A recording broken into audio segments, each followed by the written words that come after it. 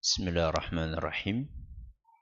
Assalamualaikum warahmatullahi wabarakatuh.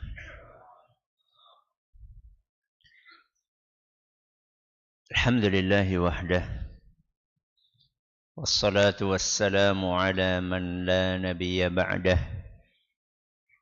Wa ala alihi wa sahbihi wa man ittaba'a hudah. Ila yaumil qiyamah. Amma ba'd. Kita panjatkan puja dan puji syukur kehadirat Allah Subhanahu wa taala. Pada kesempatan malam yang berbahagia kali ini, hari Selasa malam Rabu, tanggal 1 Rabiul Tsani 1447 Hijriah, atau yang bertepatan dengan tanggal 23 September 2025,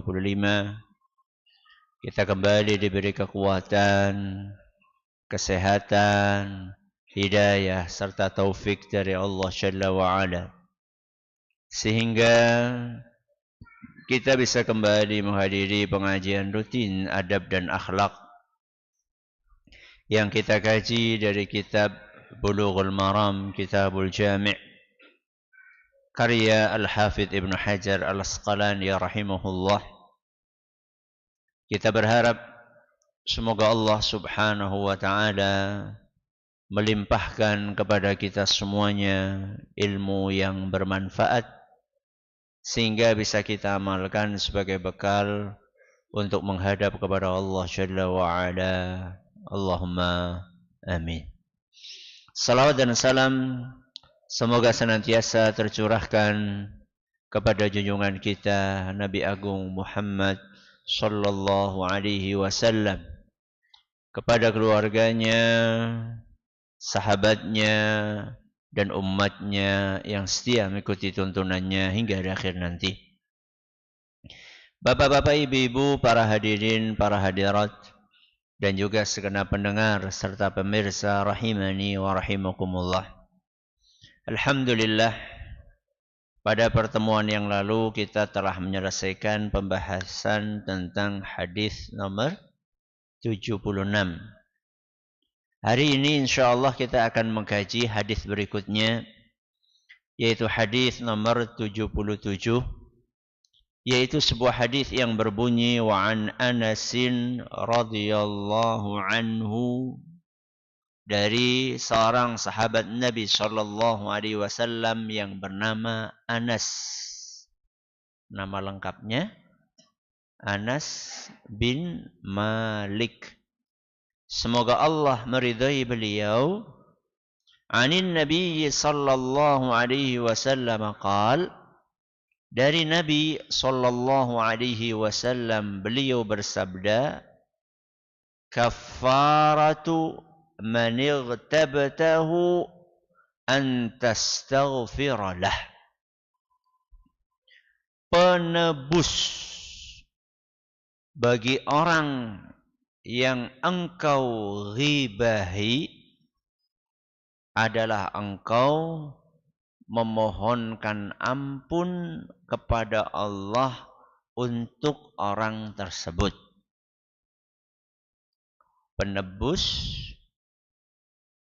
bagi orang yang engkau gibahi adalah engkau mendoakan ampunan untuk orang tersebut dari Allah Subhanahu wa ta'ala. Rawahul Harithu ibnu Abi Usamah bisanadin dha'if. Hadis ini diriwayatkan oleh Al-Harith bin Abi Usamah dengan sanad yang lemah.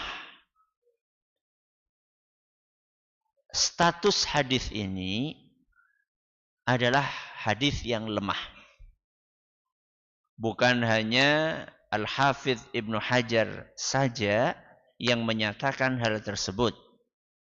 Ulama yang lain di antaranya adalah Al-Imam Al-Baihaqi, Al-Imam Al-Iraqi, dan juga Al-Hafidh Ibnu Hajar.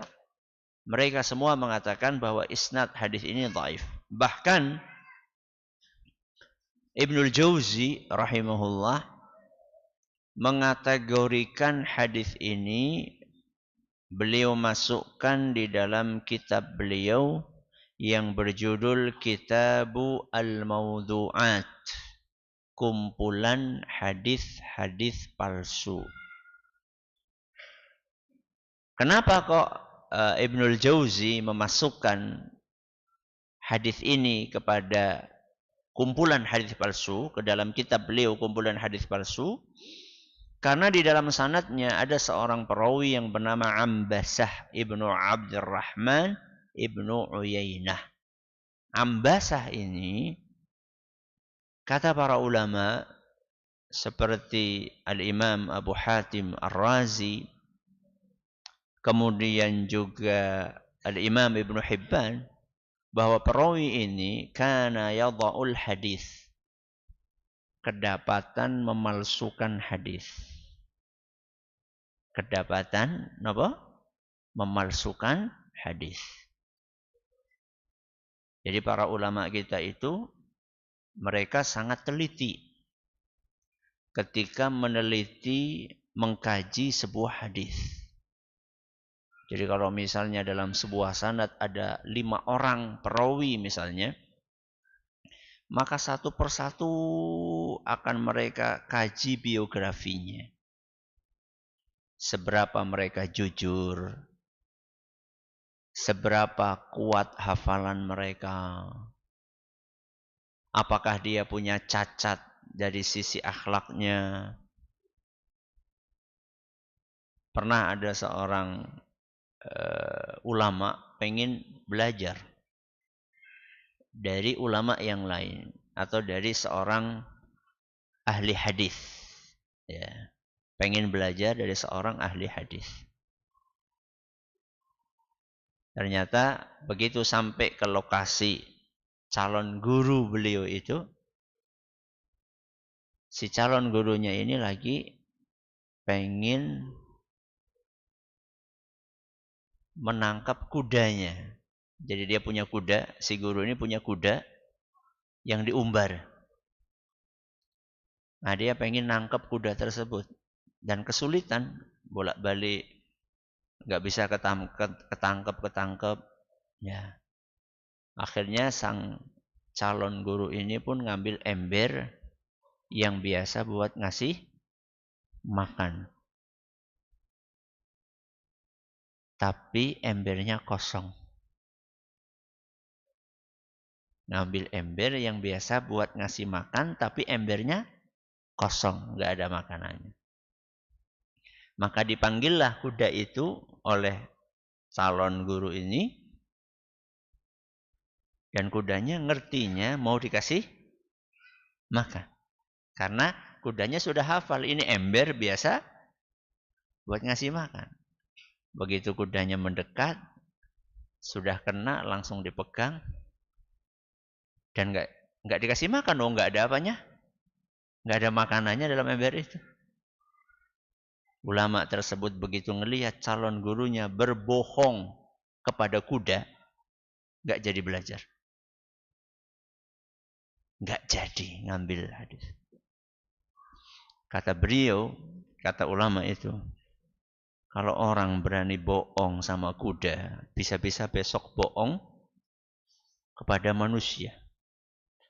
Dan mungkin suatu saat dia akan berbohong atas nama Rasulullah SAW. Gak jadi belajar. Jadi para ulama kita itu kalau milih guru itu sangat apa? Sangat teliti. Orang senemune muncul meng-YouTube langsung kayaknya hebat iki. Tidak bisa. Kita harus selektif. Kata para ulama kita, inna hadzal ilma dinun. Fanzuru amman ta'khuduna minhu dinakum. Ilmu yang kita pelajari ini bagian dari ajaran agama. Maka kita harus selektif dari siapa kita belajar ilmu tersebut. Raulih senemune, tidak boleh. Ya. Nah, perawi hadis yang bernama Ambasah ini ternyata kata para ulama kita terbukti pernah memalsukan hadis. Sehingga para ulama kita mengatakan tarokuhu. Imam Al-Bukhari mengatakan tarokuhu. Perawi ini sudah ditinggalkan oleh para pakar hadis. Alias hadisnya enggak dianggap. La yahillul ihtijaju bihi. Kata Ibnu Hibban tidak halal untuk berhujjah dengan rawi tersebut. Intinya hadis yang akan kita belajar ini hadis yang dhaif, bahkan dhaif sekali, dan tidak sedikit di antara ulama yang mengatakan hadis ini palsu. Oke. Kita ulangi ya matannya ya. Apa tadi matannya?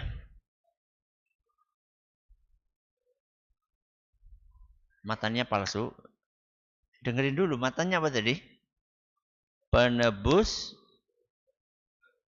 orang yang menggibahi orang lain adalah memintakan ampun kepada Allah untuk orang itu. Saya kasih gambaran. Si A pernah menggunjing si B. Si A pernah menggunjing si B. Si A pengen taubat kepada Allah. Bagaimana caranya? Caranya berdasarkan hadis tadi adalah cukup mendoakan si B. Allahumma ghfir lahu. Ya Allah ampunilah si B. Cukup mendoakan ampunan untuk orang yang pernah dighibahi. Berarti enggak perlu repot-repot apa? Minta maaf. Itu kira-kira isi dari hadis yang tadi kita sampaikan matan dan juga sanadnya. Apakah memang seperti itu? Nah, ini yang akan kita kaji malam hari ini. Ya. Tapi sebelumnya, masih ingat nggak definisi ghibah itu apa? Tahun kemarin sudah pernah kita bahas. Setahun. Apa? Menyebutkan sesuatu yang tidak disukai oleh saudara kita. Masih ada kelanjutannya? Bukan di hadapannya. Apa definisi ghibah? Menyebutkan sesuatu yang tidak disukai oleh saudara kita bukan di hadapannya. Itu definisi apa? Ghibah. Saudara di sini maksudnya adalah saudara seiman. Ya, saudara seiman. Kita lagi ngomongin tentang saudara kita, teman kita, tetangga kita, ayah kita, ibu kita, anak kita. Tapi kita ngomongin sesuatu yang tidak disukai sama dia. Sesuatu yang tidak disukai itu macam-macam. Bisa ngomongin fisik, bisa ngomongin karakter, bisa ngomongin latar belakang, bisa ngomongin pakaian, bisa ngomongin pekerjaan, bisa ngomongin tentang keluarga, tentang rumah, tentang kendaraan. Pokoknya ngomongin sesuatu tentang saudara kita yang tidak dia sukai, itu namanya ghibah. Ngomongin fisik, contohnya apa? Oh kae sing gembrot. Gembrot. Oh nyatane gembrot, ya itulah ghibah. Ghibah itu menyebutkan sesuatu yang nyata. Tapi dia nggak suka. Ya. Ngomongin fisik. Oh Bu Anu sing pesek. Suka nggak Bu Anu diomongin pesek? Nggak suka. Walaupun memang pesek. Itu ghibah. Perilaku. Karakter. Wah, Bu Anu kayak medit banget, pelit. Suka nggak orang pelit dikatakan pelit? Nggak suka. Ghibah. Perilaku. Latar belakang. Masa lalu yang kelam. Oh, kae. Biyen tuh biasanya mendem. Nembe siki ngaji. Ya. Suka nggak dia? Orang hijrah diungkit-ungkit apanya? Masa lalunya yang kelam. Nggak suka. Itu ghibah. Ya. Pakaian. Ya. Itu lambene atau dikumbah. Emang kenyataan. Ya itulah ghibah. Dia nggak suka diomongin seperti itu. Pekerjaan. Ada sebagian orang nggak suka pekerjaannya diomongin. Apa misalnya? Oh kayak itu lah tukang sedot WC. Walaupun itu halal kan. Ya. Aslinya halal. Tapi dia nggak suka diomongin. Jangan. Pekerjaan. Keluarga. Ngomongin tentang ayah teman kita, ngomongin tentang ibu teman kita, ngomongin tentang anak teman kita. Nggak boleh. Kalau dia nggak suka. Oh Pak Anu kayak ramane kayak kawin cerai. Dia nggak suka dia omongin gitu. Itu ghibah. Ngomongin anak tetangga. Oh itu kan terjerat narkoba itu. Bolak-balik di rehabilitasi. Tidak boleh. Dia nggak suka diomongin seperti itu. Ya. Dan macam-macam. Ya. Ngomongin kendaraan. Wah kayaknya kredit. Dia nggak suka diomongin kredit. Udah. Dia punya motor gitu aja udah. Ya. Intinya ghibah itu adalah ngomongin sesuatu yang tidak disukai tentang saudara kita. Bukan di hadapannya. Ya. Kenapa kok bukan di hadapannya? Karena kata ghibah itu satu akar kata dengan kata ghaib. Ghibah sama apa? Ghaib. Ghaib itu ya nggak ada di hadapan kita. Berarti kalau ngomongin sesuatu aib tentang saudara kita di belakangnya itu namanya apa? Ghibah. Ya. Dan dia nggak bisa membela diri. Disitulah salah satu letak kejahatannya. Kita ngomongin di belakangnya, orang yang diomongin nggak bisa membela diri. Karena dia nggak tahu kalau diomongin. Dan ini adalah dosa besar. Bukan apa? Bukan dosa kecil. Apa dalilnya bahwa ghibah itu dosa besar? Allah subhanahu wa ta'ala dalam Al-Quran menggambarkan ghibah itu seperti makan bangkai saudara kita sendiri. Wala yaghtab ba'dukum ba'dha ayuhibbu ahadukum ayyakula lahma akhihi maitan fakarihtumu. Dalam surat Al-Hujurat ayat 12. Surat apa? Al-Hujurat ayat 12. Dan janganlah kalian saling menggibah. Apakah kalian rela untuk memakan bangkai saudara kalian sendiri? Ya. Ini dalil dari ayat Al-Quran. Dalil dari hadis Nabi SAW yang menunjukkan bahwa ghibah itu dosa besar adalah sebuah hadis yang diriwayatkan oleh Imam Ahmad. Dan hadis ini dinilai sahih oleh Imam Ad-Diya Al-Maqdisi, Al-Syekh Al-Albani dan Al-Syekh Muqbil Al-Wadi'i. Di mana Rasulullah SAW pernah bersabda, "Lamma araja bi Rabbi," ketika aku sedang mi'raj. Isra sama apa? Mi'raj. Isra itu dari mana ke mana? Mekah ke Palestina. Mi'raj dari Palestina menghadap kepada Allah Subhanahu wa ta'ala. Ketika dalam peristiwa Mi'raj, Rasulullah sallallahu alaihi wasallam diajak oleh malaikat Jibril untuk melongok melihat isi surga, isi neraka. Salah satu yang dilihat di neraka, marartu biqaumin lahum adfarun min nuhas. Kata Rasul sallallahu alaihi wasallam, aku diperlihatkan sekelompok orang di neraka yang kukunya terbuat dari tembaga. Kukunya terbuat dari tembaga. Yakhmushuna wujuhahum wa sudurahum. Kuku yang terbuat dari tembaga tersebut mereka gunakan untuk mencabik-cabik muka mereka sendiri dan dada mereka. Dari atas ke bawah, seret. Berdarah-darah, rusak, kembaliin lagi seperti semula. Kemudian mencabik-cabik lagi tanpa dia bisa mengontrol tangannya. Dan itu kejadian berulang kali.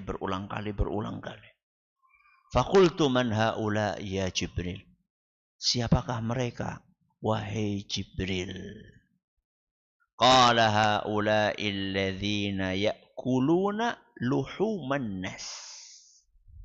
Mereka adalah orang-orang yang ketika di dunianya memakan daging saudara mereka sendiri.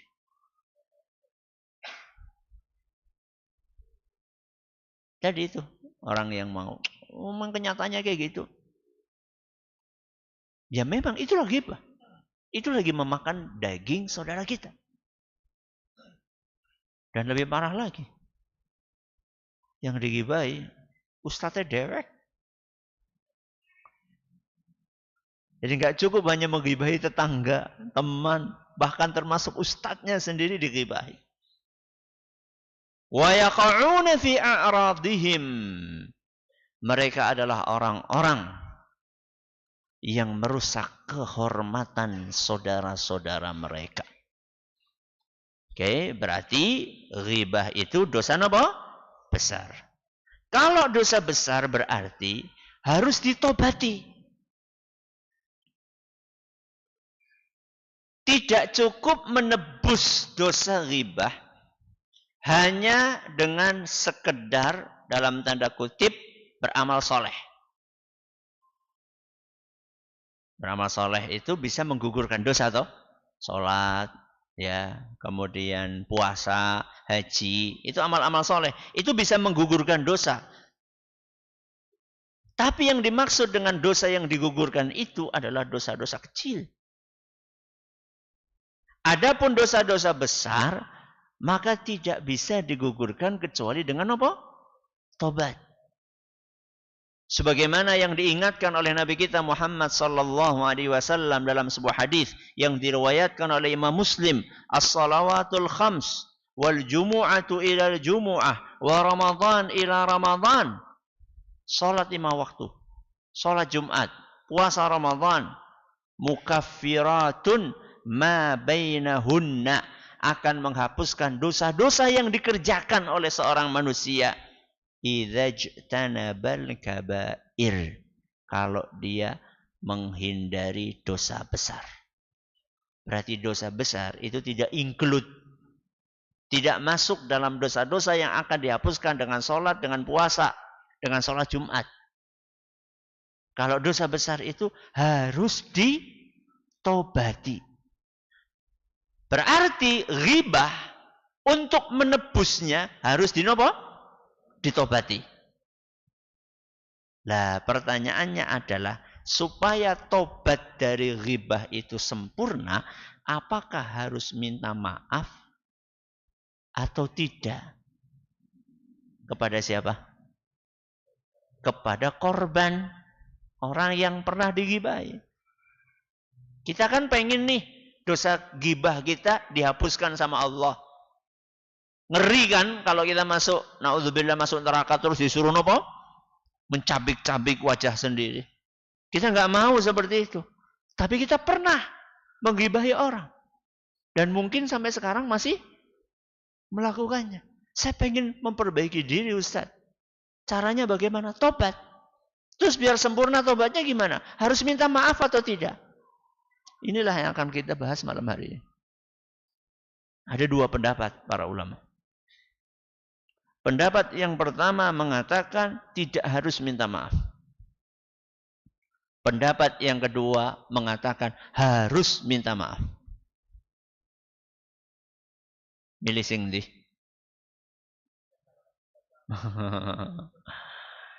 Sing pertama ben ngesuk bisa gibah maning. Nauzubillah min dzalik. Jadi ada berapa pendapat? Dua. Pertama mengatakan tidak harus minta maaf. Yang kedua harus minta maaf. Mari kita bahas masing-masing dari dua pendapat ini berikut argumennya. Pendapat yang pertama mengatakan tidak harus minta maaf. Ini adalah salah satu riwayat dari Imam Ahmad menyatakan seperti itu. Dan pendapat pertama ini pula yang dipilih oleh Syekhul Islam Ibnu Taimiyah, oleh Imam Ibnul Qayyim, oleh As-Saffarini, dan juga beberapa ulama yang lainnya. Argumen mereka adalah hadis yang sedang kita bahas. Yaitu sebuah hadis yang berbunyi apa? Penebus dosa ghibah adalah memintakan ampun. Berarti sudah cukup. Asal kita sudah Allahumma gfir lahu, sudah cukup. Enggak perlu apa? Minta maaf kepada orang yang dighibahi. Itu dalilnya. Ada orang protes. Kan hadisnya dhaif. Bahkan ada sebagian ulama mengatakan hadis itu palsu. Kata mereka, kami masih punya argumen yang lain. Argumennya enggak cuma itu. Apa argumen kalian yang lainnya? Kalau kita sampaikan kepada si korban, justru itu akan semakin menyakiti orang tersebut. Jadi kalau mau minta maaf berarti kan ngasih tahu atau tidak? Ya ngasih tahu lah. Gimana minta maaf? Aku njaluk ngapura. Ngapura apa? Ya pokoknya ngapura. Sing genah. Akhirnya mau nggak mau napa? Cerita. Aku tahu ngerasain jenengan. Oh jebule. Sangkuni.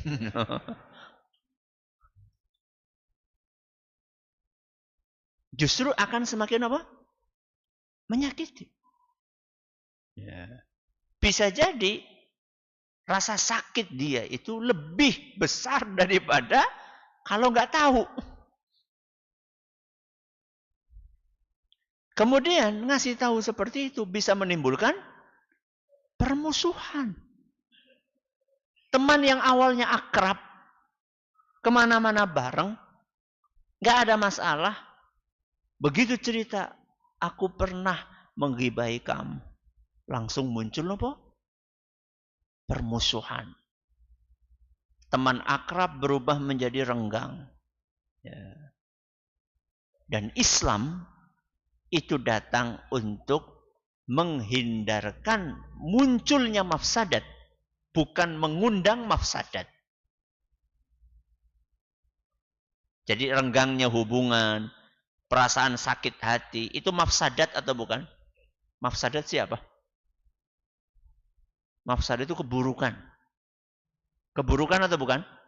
Keburukan. Sakit hati, renggang hubungan, permusuhan, itu kan keburukan. Islam itu datang untuk menghilangkan keburukan, bukan untuk mendatangkan keburukan. Kalau kita pergi kepada orang yang pernah digibahi, walaupun tujuannya minta maaf, itu akan muncul keburukan. Yang aslinya keburukan itu tidak ada. Permusuhan tidak ada. Rasa sakit hati tidak ada. Gara-gara kita datang minta maaf, jadi muncul itu kerusakan-kerusakan tersebut. Dan Islam itu datang bukan untuk memunculkan kerusakan. Islam itu datang ajarannya untuk membuang, menutup, menghapus, ya, paling tidak meminimalisir kerusakan. Ini argumen pendapat yang pertama. Kuat mboten argumennya? Kuat. Mulane jenengan seneng. Oke, sekarang kita pindah. Pendapat yang kedua. Apa pendapat yang kedua? Harus minta maaf. Inilah pendapat yang dipilih oleh Imam Malik, Imam Sufyan Ats-Tsauri, Imam Al-Auza'i, dan juga salah satu riwayat dari Imam Ahmad. Apakah mereka punya dalil? Iya, mereka punya dalil. Dan dalilnya adalah sebuah hadis yang ada dalam Sahih Bukhari. Hadis dalam apa? Sahih Bukhari. Apa kata Nabi sallallahu alaihi wasallam? Man kanat lahu madlamatun li akhihi min 'irdhihi aw syai'in.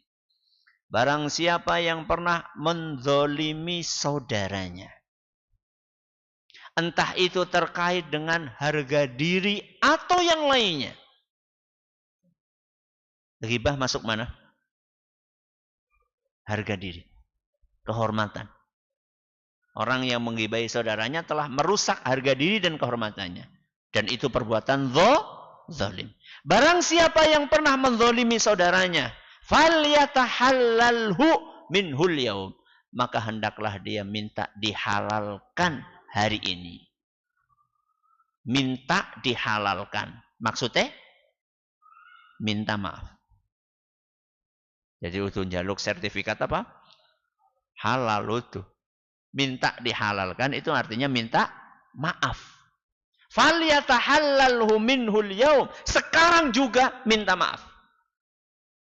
Qabla alla yakuna dinarun wala dirham. Sebelum datang hari di mana dinar dan dirham enggak ada gunanya. Yaitu hari kiamat. In kana lahu amalun salihun ukhidha minhu biqadri madlamatihi. Kalau dia enggak mau minta maaf, maka nanti di hari kiamat, pahala yang dimilikinya akan dicabut oleh Allah Azza wa Jalla dan diberikan kepada orang yang pernah dizaliminya. Wa illam takun lahu hasanatun ukhidha min sayyiati sahibihi fahumila alaih. Dan kalau si pelaku kezaliman ini dia enggak punya pahala untuk diberikan kepada orang yang pernah dizalimi, maka dosa-dosa orang yang pernah dizalimi akan dicabut oleh Allah dan dibebankan kepada si pelaku kezaliman. Hadis riwayat Bukhari. Kuat napa mboten dalile? Pol. Kuate pol. Wong itu hadis sahih riwayat napa? Bukhari.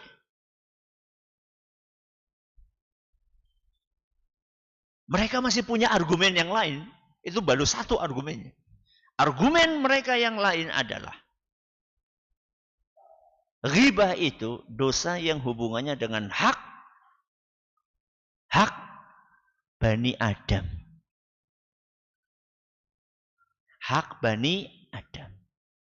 Dan aslinya hak Bani Adam itu gak akan gugur kecuali kalau dimaafkan. Seperti hak harta. Ya. Jadi seseorang nyuri hartanya orang lain. Itu enggak cukup. Astagfirullah, astagfirullah, astagfirullah, astagfirullah. Ping 1000. Ora, balekaken duite. Kenapa? Karena itu hak Bani Adam. Yo, sing tahu nyolong pelem. Kan mien zamannya SMA wis balik apa urung? SMA kan wis balik. Udah balik. Berarti sudah ditulis dosanya. Waduh, aku sudah jadi ustad ya.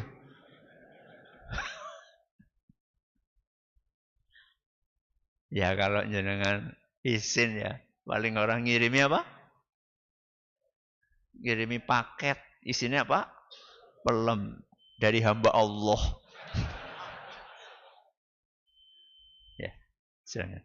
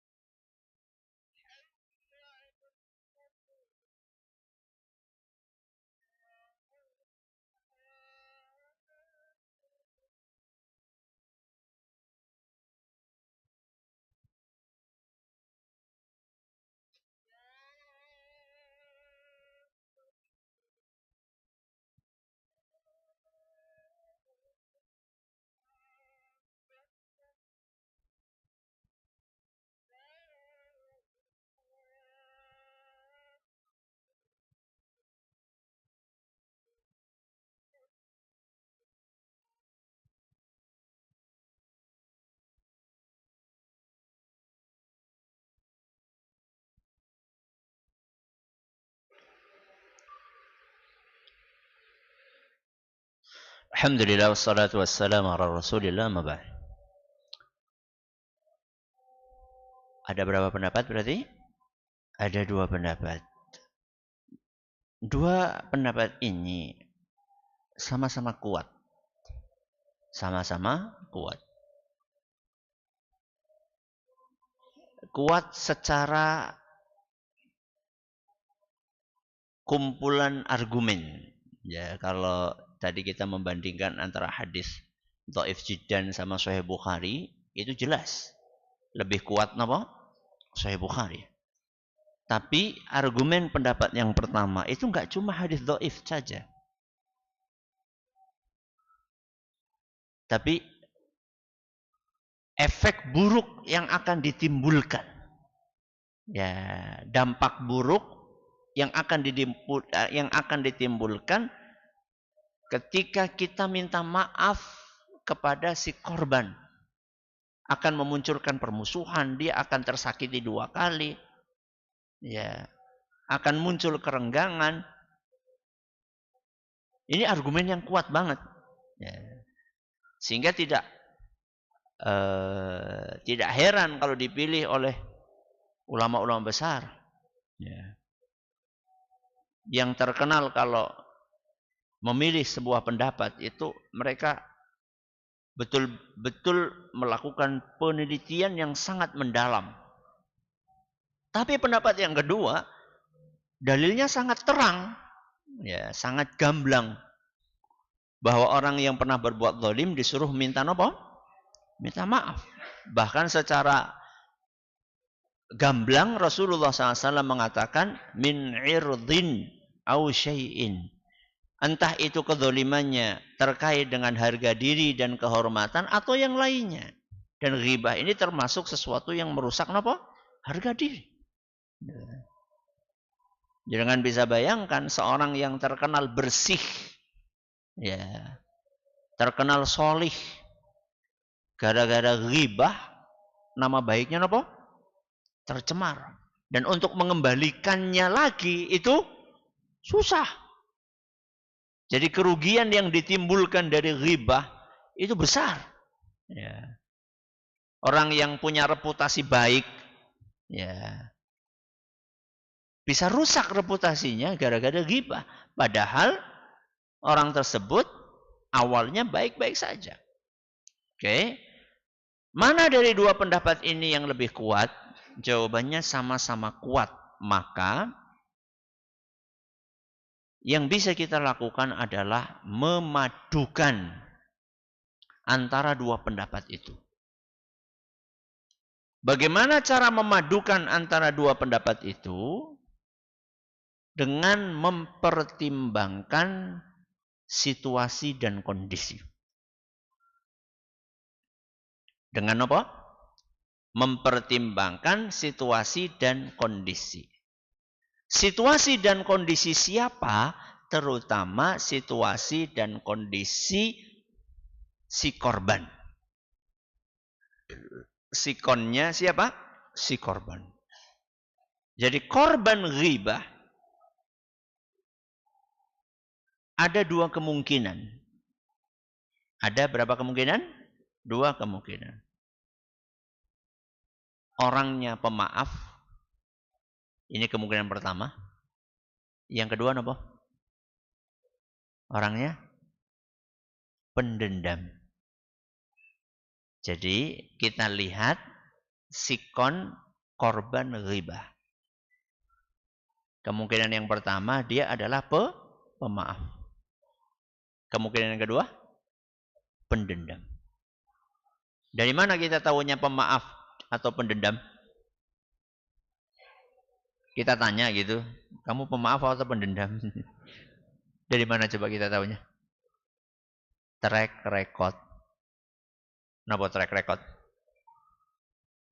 Rekam jejak. Jadi dia itu kalau pernah terlibat pertengkaran sama orang lain, orangnya gampangan untuk memaafkan atau tidak. Itu kelihatan dari kesehariannya. Ya. Ada sebagian orang cuma urusan sepele bisa setahun. Gara-gara ayamnya tanggane nyucuki tanduran. Itu dendamnya bisa setahun 2 tahun. Ada sebagian orang yang Masya Allah. Apa lah wetok bes. Apa-apa. Kayak jenengan ya. Masya Allah. Jadi ada berapa kemungkinan? Apa yang pertama? Dia pemaaf. Yang kedua, dia pendendam. Kalau kemungkinan pertama dia adalah pemaaf, maka mintalah maaf. Kita tahu nih orangnya pemaaf. Udah, datang ke dia minta maaf. Bahkan ada seorang ulama. Saya lihat di salah satu ceramahnya di YouTube, beliau mengatakan, ada orang datang kepada saya. Dia minta maaf pernah menggibahi saya. Maka saya katakan kepada siapapun yang pernah menggibahi, gak usah datang minta maaf. Semua yang pernah saya gibahi sudah saya maafkan semua. Masya Allah. Ya. Ini orang yang berjiwa apa? Besar. Ya. Kalau kita ketemu sama orang seperti itu, maka datang minta maaf. Biasanya orang yang seperti itu, kalau kita datangi, kita minta maaf, biasanya dia tidak akan mendetilkan. Mendetilkan itu apa? Kok ngrasani nyong apa? Kapan? Nengendi? Pingpira? Itu namanya mendetilkan. Biasanya orang yang kayak gini itu, aku minta maaf ya pernah ngibai kamu. Wah sudahlah. Sama-sama lah. Kita manusia yang banyak apa? Dosa. Biasanya kayak gitu. Ya. Maka kalau kita prediksikan dia adalah pemaaf, maka datanglah minta maaf. Dengan demikian kita mengamalkan pendapat yang kedua. Mengamalkan pendapat yang kedua. Oke? Kemungkinan yang kedua, nopo? Dia ini pendendam. Kalau kita datang minta maaf, malah akan semakin rame, rusak hubungan, muncul permusuhan. Bisa jadi itu permusuhannya bukan antara satu dengan dua orang, tapi antara keluarga dengan keluarga yang lain, antara satu ormas dengan ormas yang lain. Berarti antara satu negara dengan negara yang lain, berarti semakin apa? Semakin besar mafsadatnya, dampak buruknya. Maka dalam hal tersebut tidak usah untuk minta maaf. Kenapa? Dampak buruk yang akan ditimbulkan. Lah terus maknanya tidak minta maaf itu apa? Maknanya tidak minta maaf itu Anda tetap bertobat kepada Allah. Bukan santai-santai. Ya. Tetap bertobat kepada Allah, satu. Terus Anda mendoakan orang tersebut. Dua. Mendoakan ampunan, Allah maghfirlahu warhamhu rahmat, ya. Dua. Satu, bertaubat. Yang kedua apa? Mendoakan ampunan. Yang ketiga, ceritakan kebaikan orang tersebut. Napa? Ceritakan kebaikan orang tersebut, terutama di lokasi kita menghibah dia. Terutama di lokasi kita menghibah dia. Misal, menggibah teman guru saat rapat. Maka, untuk menebus dosa tersebut, sebutkan apa? Kebaikan-kebaikan guru yang pernah digibahi itu, di mana? Di rapat. Ini yang keberapa? Ini yang ketiga. Yang keempat, ada juga sebagian ulama mengatakan, sering-seringlah berbuat baik sama dia. Sering-seringlah berbuat baik sama dia. Contohnya ngirimi makanan, ya, ngirimi jajan, ya, ngirimi parcel. Ya. Pokoknya kita sering-sering berbuat baik sama dia. Mudah-mudahan ini semuanya bisa nopo mengurangi beban kita di hadapan Allah Subhanahu wa taala. Terakhir, kalau jenengan sebagai korban, ada orang datang kepada jenengan. Aku tahu ngerasani, maka sikap yang terbaik adalah memaafkan. Apakah wajib?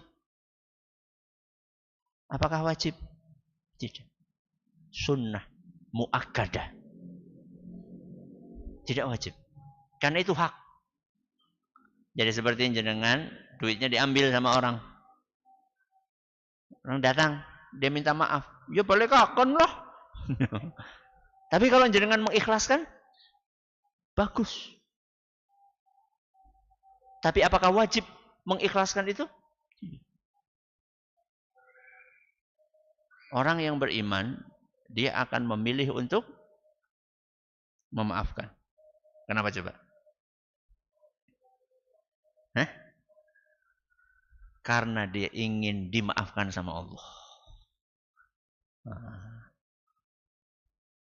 Barang siapa yang memaafkan kesalahan saudaranya, maka dia akan dimaafkan kesalahannya oleh Allah. Nah, kesalahan kita sama Allah banyak enggak?